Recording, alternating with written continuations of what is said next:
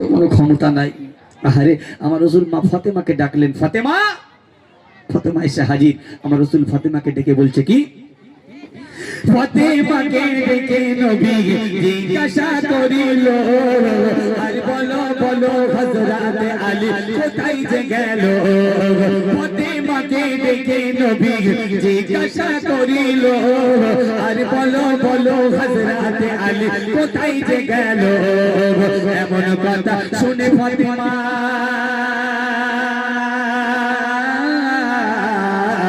এমন কথা শুনে ফাতেমা নবীকে বলিল, আর একটু আগে হযরত আলী মসজিদে গেল, আর একটু আগে হযরত আলী মসজিদে গেল। আব্বাজান, আপনার জামাতা হযরত আলী আপনার ঢোকার কিছুক্ষণ আগেই মসজিদের দিকে রওনা হয়ে গেল। আমার রাসূল হযরত হাসান আর হুসাইনকে ডেকে বললেন, ভাই আজ কয়েকদিন, দুদিন তিন দিন তুমি না খেয়ে আছো। আমি রাসূলুল্লাহ আজ কয়েকদিন হয়ে গেল আমি ক্ষুধার জ্বালা সহ্য না করতে পেরে আমার রাসূল দেখিয়ে দিলেন পেটে পাথর বাঁধা অবস্থায় মা ফাতেমার বাড়িতে গেলেন। হযরত হাসান আর হুসাইনকে ডেকে আমার রাসূল দেখিয়ে দিলেন কি, কবি বলছে, দুই ভাইয়ের মুখের কথা শুনে নবী কয়, আর কদিন ধরে আমার পেটে পাথর বাঁধা রয়। দুই ভাইয়ের মুখের কথা শুনে নবী কয়, আর কদিন ধরে আমার পেটে পাথর বাঁধা রয়।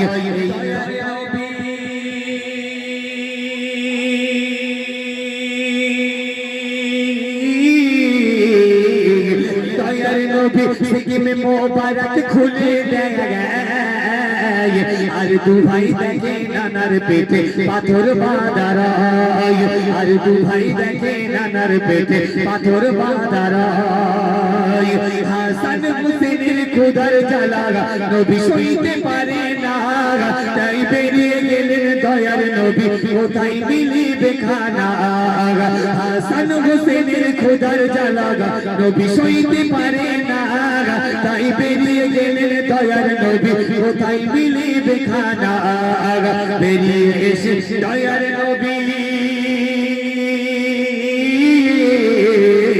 বেরিয়ে এসে দয়ার নবী দেখেন পথের ধারে, আর দাঁড়িয়ে আছে একটি মানুষ বুকের লাগামো ধরে, আর দাঁড়িয়ে আছে একটি মানুষ বুকের লাগামো ধরে।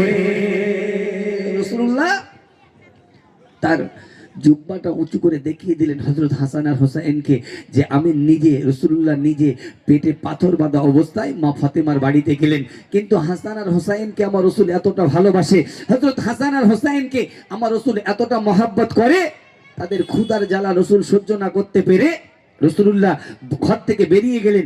ঘর থেকে বেরিয়ে গিয়ে কোথায় একটু খাবার মিলবে, একটু কাজ মিলবে, যার বিনিময়ে হযরত হাসান আর হুসাইনের মুখে একটু খাবার তুলে দিতে পারবে, এই না মনে করে রাসূল যখন রাস্তায় বেরিয়ে গেলেন, দেখছেন একজন অজানা অচেনা মানুষ একটা উটের লাগাম ধরে রাস্তায় দাঁড়িয়ে আছে। রাসূলুল্লাহ আস্তে আস্তে গিয়ে ওই অজানা অচেনা মানুষটাকে জিজ্ঞাসা করলেন, বাবা তুমি এখানে দাঁড়িয়ে রইলে কেন, কি হয়েছে তোমার? ওই অচেনা মানুষটা রাসূলুল্লাহর সঙ্গে বলছে, আমি এখানে দাঁড়িয়ে আছি একটু পানির জন্য, যদি কেউ আমাকে একটু পানি তুলে দেয় তাহলে এক বালতি পানির বিনিময়ে তার 3টি করে খেজুর আমি উপহার দিব। রাসূলুল্লাহ মনে করলেন এটাই আমার জন্য মঙ্গল, কারণ আমি হযরত হাসান আর হুসাইনের মুখে একটু আহার তুলে দিতে পারবো। তাই রাসূলুল্লাহ কি করলেন, কবি বলছে,